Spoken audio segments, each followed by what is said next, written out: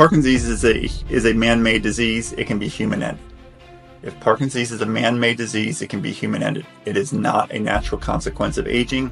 You put laboratory mice in the laboratory and let them age without exposure to toxins, they don't spontaneously develop Parkinson's disease. So that means that Parkinson's, for the vast majority of people, is preventable. Parkinson's is a preventable disease. So how can we prevent this disease? Over the last 25 years, the diagnosis of Parkinson's disease has more than doubled. So why don't we start there? Yes. So first of all, delighted to be with you, Luisa. Thank you very much for informing the public and your community about the importance of brain health and how we can prevent brain diseases. As we know, brain diseases are the world's leading source of disability. More than heart disease, more than cancer, more than COVID, more than infectious diseases, brain diseases. And the fastest growing, or almost the fastest growing of these brain diseases is Parkinson's disease. And until 1817, it was an extraordinarily rare disease, so rare that when Dr. Parkinson described it in London, he said, I'm describing something that's not in the medical literature. He thought he was describing a new condition. He said, tremor has long since been described, but this tremor, this slowness of movement, this hunched posture, this tendency to walk faster and faster, this is new. And what's going on in 1817 London? It's the height of the Industrial Revolution, and the air quality in London is as bad as it was in New York City last summer during the Canadian wildfires when the skies over the Big Apple turned orange, as bad as it is in Beijing and Delhi, India today. And I think Dr. Parkinson was describing the chronic effects of high levels of air pollution, and since that time, numerous chemicals in our food, water, and air have been linked to Parkinson's disease. This episode is sponsored by ZocDoc. Guys, we know that there are things in life that you have to compromise on, such as time spent with family, convenience of a shorter commute, or personal preferences in daily routines. But when it comes to your mental and physical health, there should be no compromise. ZocDoc is a free app and website where you can search and compare hundreds of types of high-rated in-network doctors, including mental health providers, and instantly book appointments with them online. In fact, I see my chiropractor now every 2 weeks. I was always sketchy on chiropractors. If you know me, you should know this.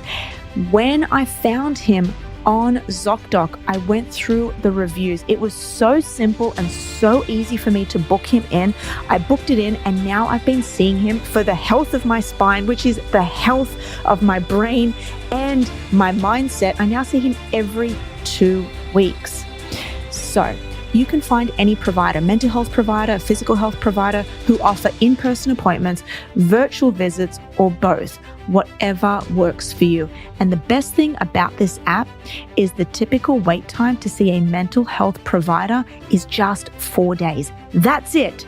You can even score same-day appointments.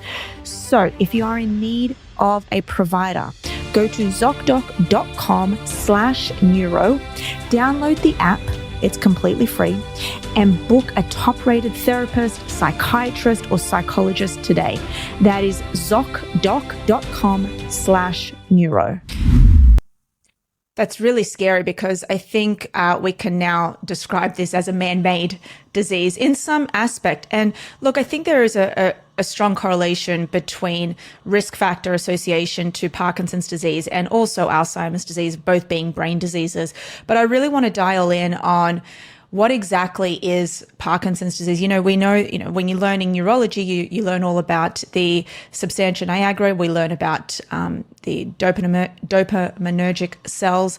But I want to know, what is the difference between genetic and those cases that are driven 100% through lifestyle? So Parkinson's disease is classically a neurological disorder associated with a tremor, usually a tremor at rest, usually in the hands, usually one side worse than the other, slowness of movement, stiffness, and difficulties with walking and balance.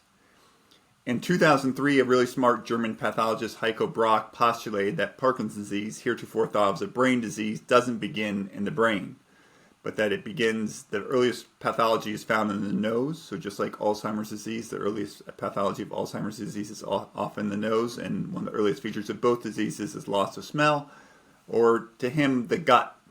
and he thought that Parkinson's disease was thought to be due to neuroinvasion, perhaps due to a virus entering in through the gut and then spreading the pathology of the disease from the gut, then up to the brainstem, and then up a little bit higher to the substantia nigra, where the nerve cells that produce dopamine are lost, and the other parts of the brain.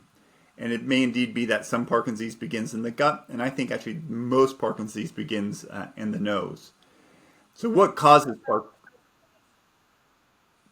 Yeah, I don't think it's. I think there are changes. There is a nasal microbiome, so there's different bacteria that coat the linings of all of our surfaces, everything from our skin to our nasal mucosa and to our gut. And there are changes in those that are seen with people with Parkinson's disease. It's not clear if those changes are causing disease, or I think more likely a consequence of the chemicals that we are either inhaling or ingesting.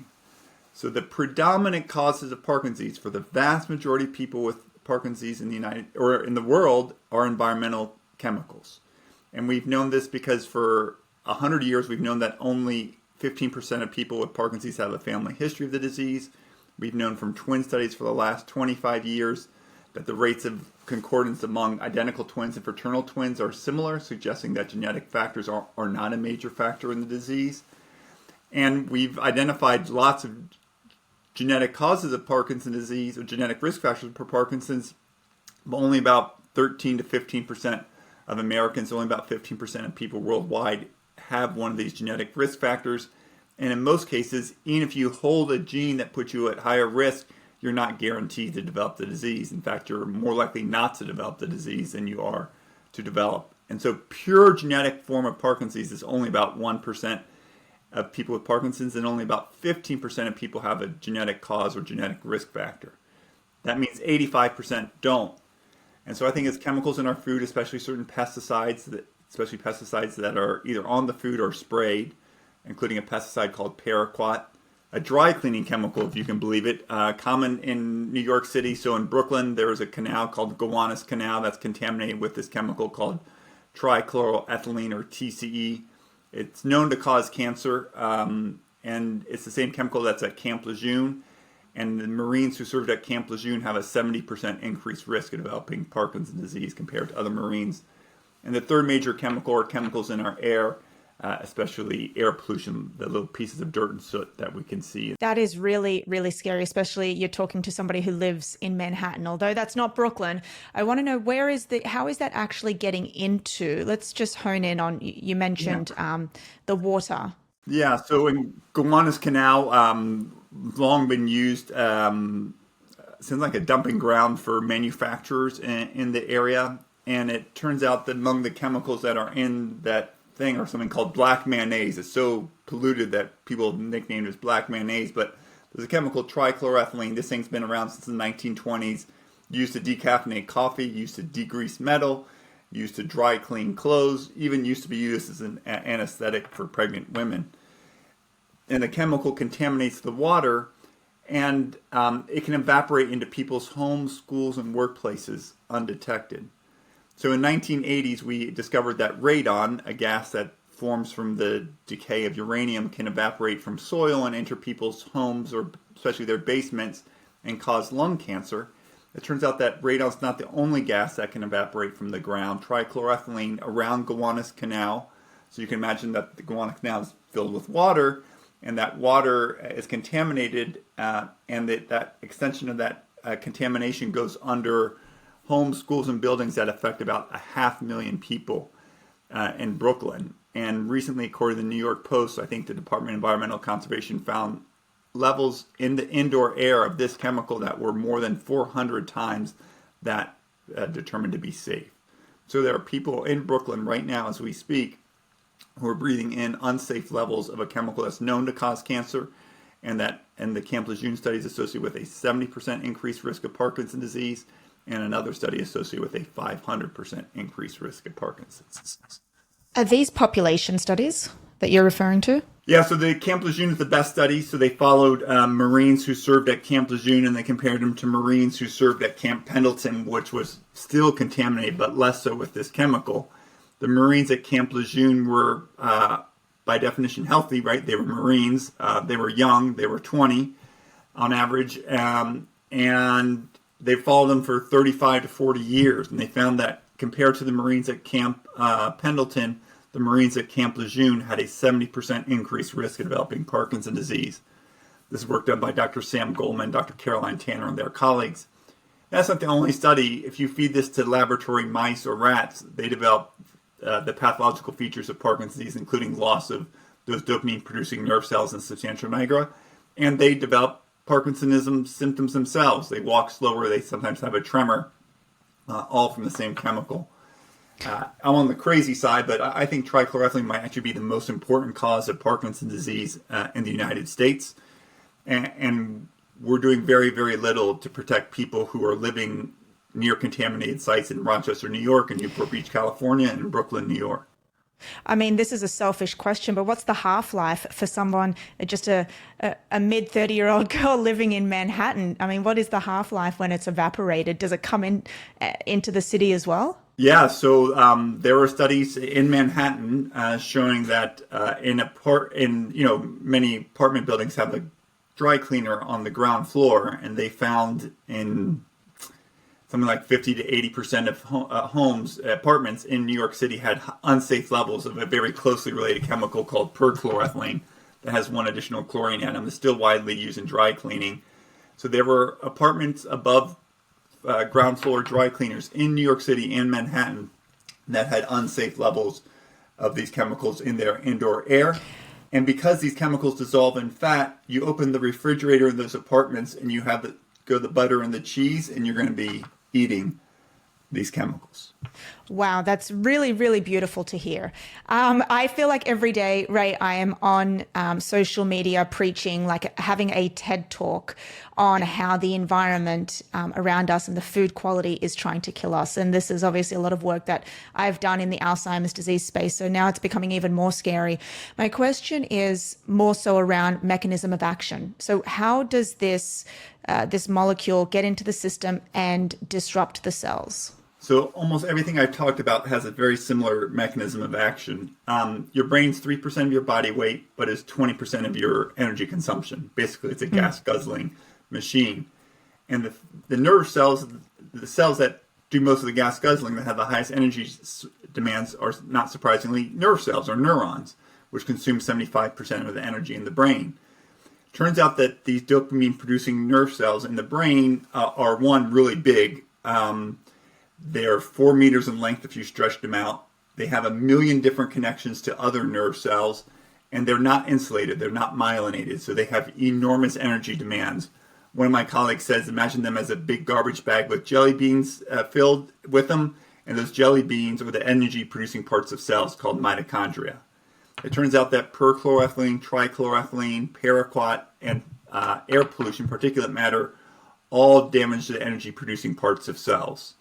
So the common mechanism that all of these share is that they damage the mitochondria, which we know are impaired in individuals with Parkinson's disease. And the other common mechanism is that these chemicals are either inhaled, trichloroethylene inhaled from indoor air pollution, or ingested from drinking contaminated water. And so we know that both for Parkinson's disease that it begins either in the nose or the gut, as we said at the beginning. So we have a common mechanism, toxins in our food, water, and air that either are inhaled, leading to disease beginning in the nose and spreading back to the substantia nigra, or ingesting, eating, swallowing these chemicals and having it start in the gut and then rising up to the part of the brain that's impacted in Parkinson's. We could look at any disease state right now, you and I, and correlate it back to mitochondrial dysfunction. So if this has a mitochondrial component, which you've just beautifully outlaid, then couldn't we suggest that something like type 2 diabetes could also be a potential risk factor at the same degree as the chemicals? Yeah, I think, if we put mice in the laboratory and we give them diabetes, they don't spontaneously develop Parkinson's disease. So it's insufficient to do it. So we know that, diabetes in and of itself is not good for the brain. Uncontrolled diabetes leads to worse outcomes in Parkinson's disease, likely in Alzheimer's disease, and a wide range of other medical conditions. These chemicals also lead to a misfolding, we think, of a protein called alpha-synuclein. So Alzheimer's disease is misfolding of a protein called beta amyloid. Parkinson's disease, misfolding of a protein called alpha-synuclein. This misfolded alpha-synuclein might begin in the gut for the chemicals that are ingested, and then likely begins in the nose for chemicals that are inhaled. And this misfolded protein, Dr. Heiko Brock, that German pathologist, said, can spread from nerve cell to nerve cell like a series of falling dominoes. And it turns out that you can start with pathology beginning in the olfactory nerve responsible for smell, or the olfactory bulb, and then spreading back to a part of the brain called the amygdala. Think of that as O'Hare, connecting in O'Hare as you go back to the substantia nigra. And this misfolded protein caused by toxicants spreads from nerve cell to nerve cell until it gets back to the substantia nigra. And it turns out not every part of the brain is affected in Parkinson's disease. It appears to be that the parts of the brain that have these very high energy demands that are often not myelinated appear to be particularly most susceptible to these toxicants. So I don't want to paint with a broad brush. Parkinson's, has specific features. People don't lose their sense of language early on in the disease. So there are definitely parts that are affected and parts of the brain that are largely unaffected, especially early in the disease. Yeah, I remember learning about Alzheimer's disease, and it was one of my favorite in pharmacology or pharmacokinetics. One of my favorite ones to say was carbidopa levodopa of the levodopa family. I remember studying the disease, and something that I came across, and I want to know your thoughts. And we're veering a bit off track, but it just reminded me. I remember doing a sleep study, and I remember somebody turning to me, I forget back then, this was going back 10 years, saying that we can actually predict Parkinson's disease 20 years prior to the first symptom through REM behavior disorder, which is a sleep disorder characterized by waking up during REM sleep or acting out your dreams in a violent way. I know we're veering off track here, but is that a possibility? Yeah, so after not veering off track, so one of the earliest features of Parkinson's when it begins in the nose is we think it might be loss of smell. One of the earliest features of Parkinson's when it begins in the gut is constipation. So we know some individuals with Parkinson's have constipation that precedes the onset of the tremor by years, if not decades. So if you have a gut first form, this really smart Danish scientist, Dr. Per Borghammer, says a body first form of Parkinson's disease starts in the gut and then it ascends up to the part of the brain that connects the spinal cord to the brain. It's called the brain stem. In that brain stem are nerve cells that are responsible for regulating sleep. And it turns out as the pathology spreads from the gut to the brain stem that some individuals with perhaps a body first form of Parkinson's disease develop REM sleep behavior disorder because that's controlled by the brain stem. And those neurons are affected. And it turns out when we have REM sleep, that's the period of time where we have active dreaming. And when we're dreaming like we're being chased by a tiger, we normally are paralyzed, so we don't act out our dreams. People with REM sleep behavior disorder lose that paralysis and they act out their dreams. So they often strike their bed partner, for example. So it turns out that some people, likely with the body first form of Parkinson's disease or Lewy body disorders, have REM sleep behavior disorder that precedes the onset of the tremor and the slowness of movement that we consider the classical features of the disease. Wow, I'm so happy that you brought that up, because that was always a mystery to me. I just remember seeing patients with REM behavior disorder and coming across that research. So thank you for outlining that. I want to get into the other two toxins, but I think the other two chemicals you mentioned. But before we do, I think it's important to talk about the molecule dopamine, because we hear about it so often, especially on social media, being that molecule of motivation and goal orientation and the reward system. And we know that, but when you study neurology, you know that it's also a movement molecule. So can we talk about what it is, what it's responsible for, and where in the brain it resides? You've mentioned the substantia nigra, but I also know that we've got dopamine in the frontal lobe as well.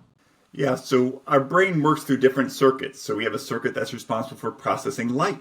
We have a circuit that's responsible for processing sound. We have a circuit that's processing taste. We have a process responsible for processing, sensation, touch. And we have multiple circuits that are responsible for affecting movement. And one of those circuits that goes through a series of collections of nerve cells called the basal ganglia is responsible for monitoring, controlling movement. And this is the circuit that's primarily affected in Parkinson's disease. And a lot of these collections of nerve cells, they communicate with one another through chemicals. They don't speak to one another. They release chemicals, and those chemicals are picked up by the neighboring nerve cell. And that's how they communicate to one another. And this circuit of the basal ganglia has dopamine as a major transmitter that allows the nerve cells to communicate.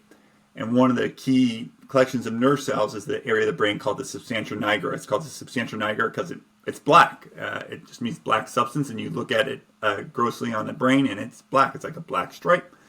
And it has melanin, the same pigment that you have in a mole. I'm trying to find a mole. I can't find a mole right now.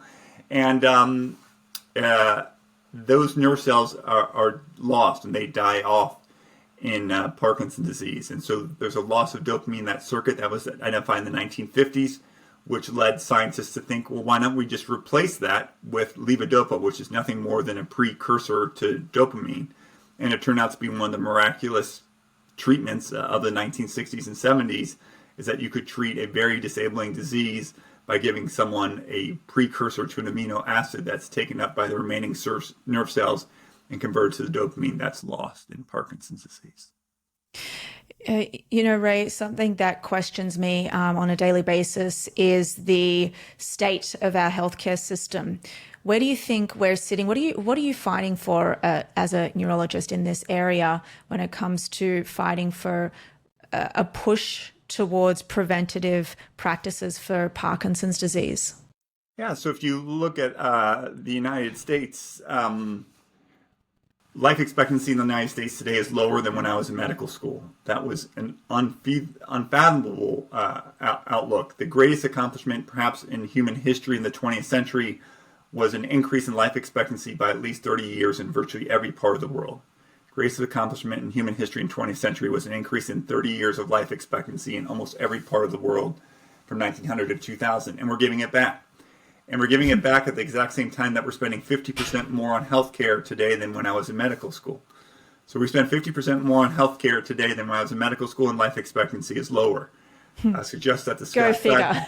And also, have you noticed, sorry to cut you off, have you noticed that the specialties in medicine now is just absolutely ridiculous? Like there is how many specialties are there now? Back when you were in medical school, there was probably only 20 or 18? Yeah. I think, suggests that the status quo is not working.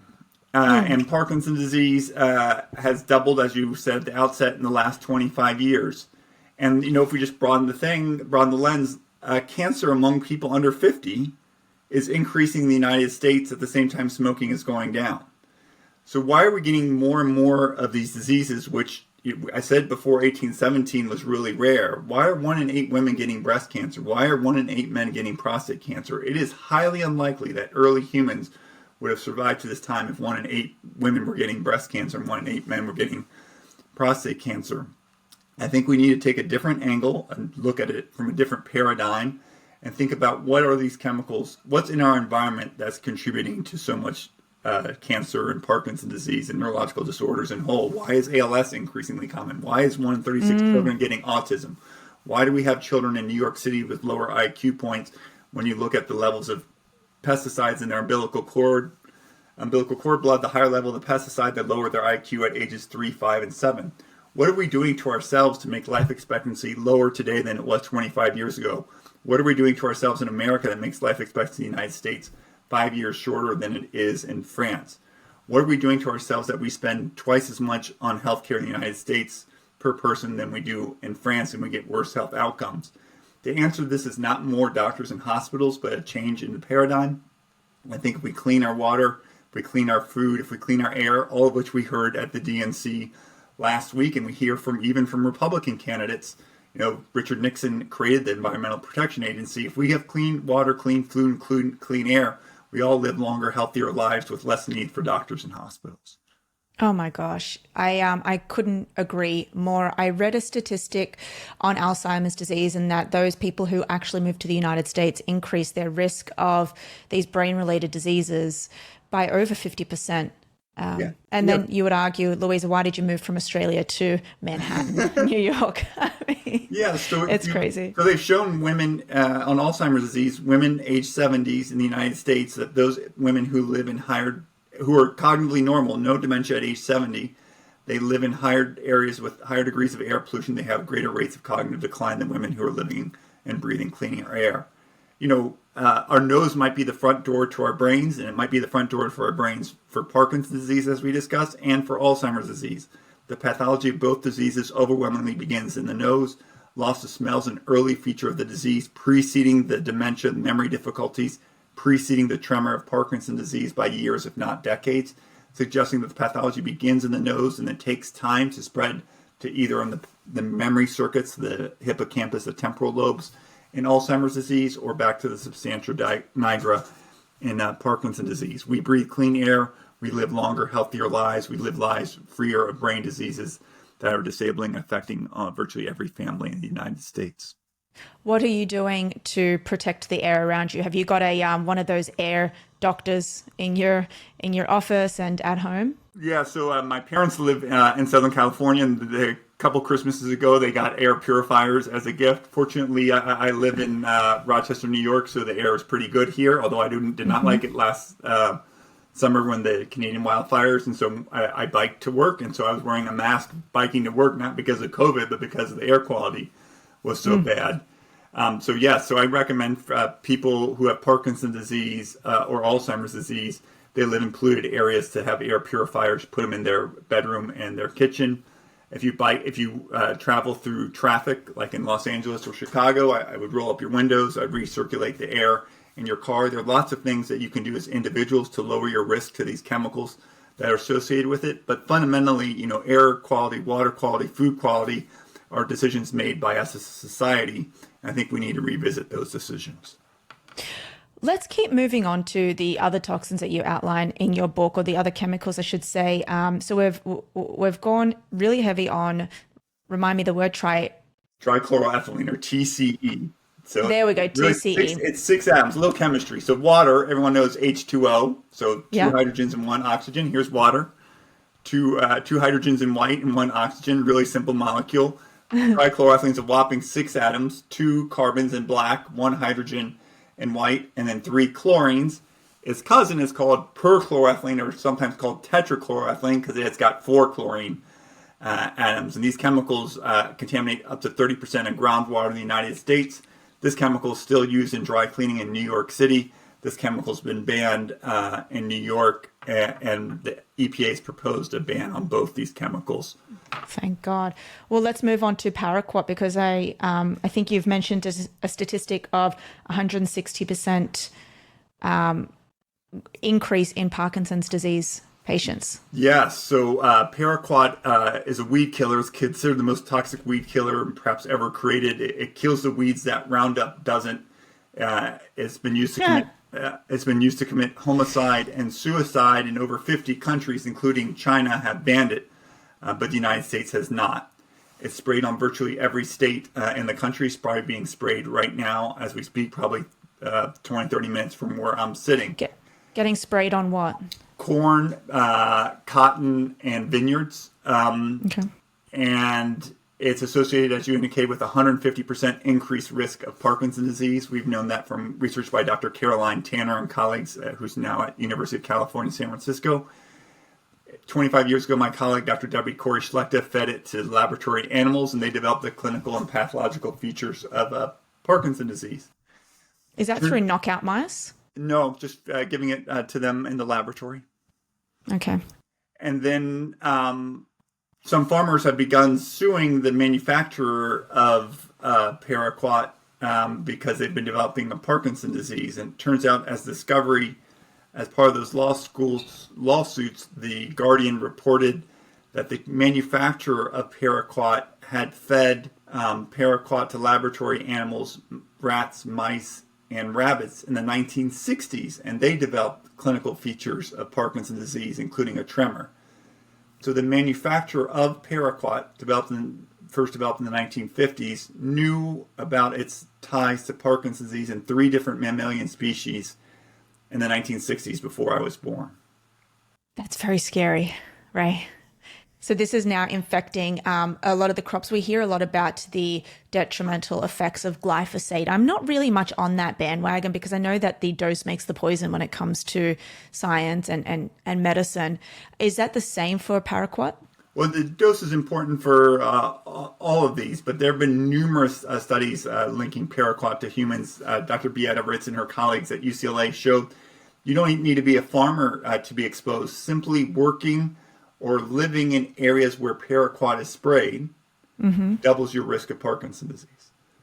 Simply living or working near where Paraquat is sprayed doubles your risk of Parkinson's disease. I wonder if there's any websites that we can go on to assess risk of environmental factors. If you go to the U.S. Geological Survey, they have a map of where Paraquat is sprayed, and you can see where it's sprayed throughout the United States, widely sprayed in New York State.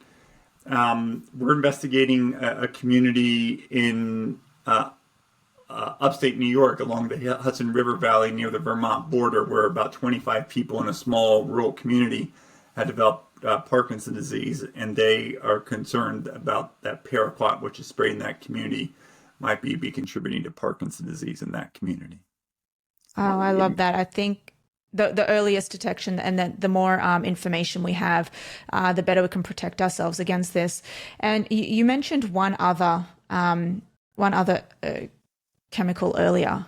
Yeah, that I want to hone in on. There are other pesticides.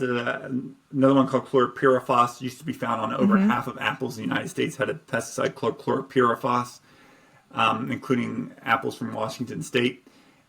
This is the chemical that Dr. Virginia Rao at Columbia University has found. The higher the level of this chemical in your umbilical cord blood. So this chemical used to be sprayed inside the homes in New York City.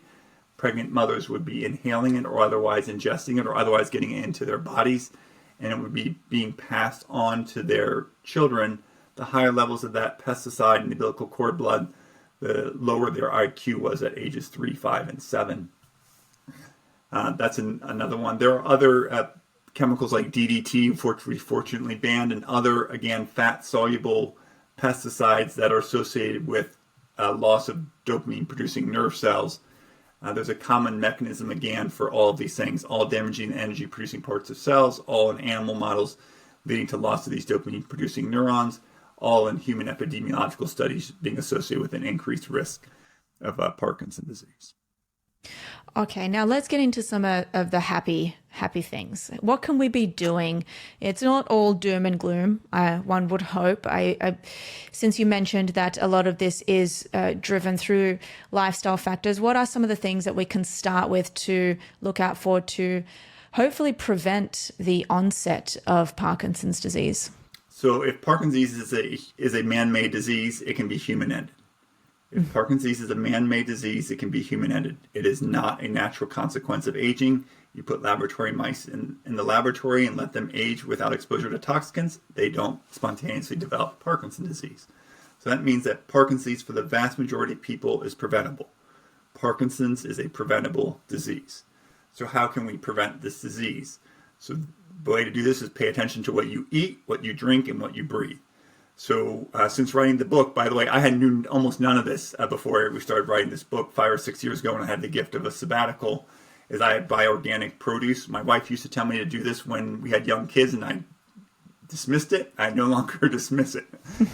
So I buy organic produce, and then I wash all my organic produce with water and with a soap. It turns out the Department of Agriculture, when they set the limits for pesticide residues on the food you eat, do that after they've washed it with water for 15 to 20 seconds. Ask yourself how 15, 20 seconds is a long time. That's a long time to be washing an apple. To be washing an apple. And that's what they do before they determine whether that apple is safe to be eaten. So if that's what the Department of Agriculture is doing, think about what you should be doing. So I wash all of it with water and soap because some of the pesticides I talked about are dissolved in fat. And so just like, you use soap and water to wash yourself in the morning, because some things don't come off with just water. So I use soap and water. I use a vegetable wash from Trader Joe's. I don't have no financial relationship to it. So wait a second. It's not a normal soap. It's a vegetable wash. It's a vegetable wash, but it's just an oil. I mean, it's all essentially the same. Okay. Second is I put a carbon filter on my water. We keep being told that our water is safe, but the EPA regulatory authorities almost always lower the amount of levels of toxins that they deem to be safe. So I try to get ahead of that. So even though I should have good water in suburban Rochester, New York, I put a carbon filter, pure or Brita. You can get it at the grocery store to do that. And so all the water I drink and that we cook with go through that carbon filter. And then if you live in an area that's polluted, I would get an air purifier. If you drive through traffic, I would protect yourself that way. I'm not quite the triathlete that you are. I'm signing up for my first sprint triathlon in a couple of weeks, but I wear a helmet when I bike. So I protect my head because I had traumas associated with Parkinson's disease and a wide range of other neurological disorders. Probably not surprisingly, I avoid dry cleaning. And if I do get things dry cleaned, I use a dry cleaner that does not use Trichloroethylene. Many of these dry cleaners will advertise with a little green leaf or say they're eco-friendly, indicating that they're hopefully not using this chemical. These are just all things that we can do in our everyday life to do it. If you have kids, many schools spray their playgrounds and fields with pesticides. I'd find out if they do that and tell them to stop. In California, they passed a law to decrease the use of pesticides, and it requires schools to notify parents if they are using pesticides on them. So there are lots and lots of things that we can do in our everyday life to reduce our exposure to these toxins. I think to decrease our risk of getting Parkinson's disease, to decrease our risk of getting Alzheimer's disease, and for us to live longer and healthier lives free of doctors and hospitals. Now, I'd be remiss if I didn't bring up exercise. Someone who is actually doing a body of work and studying the effects of resistance training specifically on mild cognitive impairment, early onset Alzheimer's disease, which we've seen now through multiple studies that resistance training can really help slow the progression and also halt Alzheimer's disease. Is there any correlation between exercise as a whole, albeit resistance training, aerobic training, cognitive training, on the prevention of Parkinson's disease? Yeah, so it's an excellent point. So it turns out exercise in your 40s, 50s, and 60s, vigorous exercise can lower your risk by about 20%, we think, for Parkinson's disease. Vigorous is defined as about 3.5 to 4 hours of swimming or running weekly. So it turns out that aerobic exercise, as you were suggesting, has been associated with decreased risk of Parkinson's disease, and maybe even more beneficial for people with the disease. So I just saw a patient was reading the Riot Act about the need to exercise daily for people with Parkinson's disease. I routinely recommend all my patients exercise at least an hour a day. And I said if I had Parkinson's disease, I would exercise 2 hours a day. It may be beneficial for those energy-producing parts of cells, and it appears to release growth factors that protect nerve cells that are dying off in both Parkinson's and Alzheimer's. So if you have Parkinson's, at least an hour a day of exercise, if you can do so. Interestingly, I've just come across a body of work regarding specifically natural killer cells, which are coming out through the myokine process that are secreted from the muscles, and the natural killer cells are going in and staving off, circulating tumor cells and really inhibiting things such as prostate cancer and breast cancer. I wonder if there is a mechanism between natural killer cells and Parkinson's as well, pathology. That I don't know. Interesting. Might be something that we'll have to look into. Well, Ray, what else do you have to tell us? Well, I think diseases, Parkinson's is not a natural, inevitable consequence of aging, nor is Alzheimer's disease. These diseases were all recently described, Parkinson's in 1817, Alzheimer's disease not described until 1906, ALS, Lou Gehrig's disease not described till 1866, dementia with Lewy bodies not described till 1976. The guy who described, Kenji Kosaka, who described dementia with Lewy bodies, postulated in 1984, is this a new disease? Echoes of what Dr. James Parkinson was describing in 1817. So I think all these brain diseases that we all fear that affect 6 to 7 million Americans with Alzheimer's disease, over 1 million Americans with Parkinson's disease, I think these are not natural consequences of aging. These are unnatural consequences of aging. And these unnatural consequences of aging are due to toxins in our food, water, and air. If we clean our food, water, and air, we prevent millions of people from getting Parkinson's disease. We prevent millions of people from getting Alzheimer's disease. A recent study from Lancet suggesting that 40% of Alzheimer's disease is preventable. And Alzheimer's disease is far more heritable than Parkinson's disease. There's an ApoE allele that's far more common than any genetic variation found in Parkinson's disease. If 40% of Alzheimer's disease is preventable, then 90% of Parkinson's disease is likely preventable. And this is the great challenge of our time, is to come up with means to address the world's greatest source of disability, which are brain diseases, and to change our food, water, and air so fewer and fewer people are affected by these terrible conditions. Dr. Ray Dorsey, thank you so much for being part of the Neuro Experience podcast. I'm going to link your book below. Is there anywhere else that people can go and find out more about you? Yes. So if anyone can't afford a copy of their book, we will provide them a copy for free. They can just email us at info@endingpd.org. If you can't afford a copy, just email us your mailing address at info@endingpd.org, and we'll send you a copy. If anyone has a story related to pesticides or dry cleaning chemicals or degreasing chemicals or other thoughts or suggestions or questions, we'd love to hear from you. Just email us at info@endingpd.org. If you want to learn more about our work, our website is endingpd.org. Thank you.